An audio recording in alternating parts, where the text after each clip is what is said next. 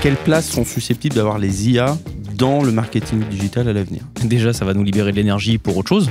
Et ça, c'est super important. Je pense notamment, si on parle que de graphisme, par exemple, on va pouvoir accélérer peut-être les phases de moodboarding où avant, il fallait aller chercher à droite et à gauche, aux quatre coins du web, des images ou des choses pour composer des moodboards.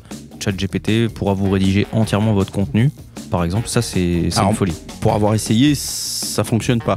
Ça fait émerger des idées, c'est-à-dire qu'en fait, tu as des bouts de choses, tu dis, bah tiens, ça j'y avais pensé, ça j'y avais pas du tout pensé, tu vois. C'est un super accélérateur, effectivement, pour des recherches, par exemple des recherches de mots-clés. On peut prompter des listes de mots-clés, et ensuite, nous, sur cette liste de mots-clés, derrière, on va aller chercher, nous, faire nos propres recherches de pertinence de ces mots-clés. Vu l'état d'avancée dans lequel elles sont, tu peux pas te passer donc, quelque part d'un contrôle qualité ou d'une évaluation de ces résultats-là.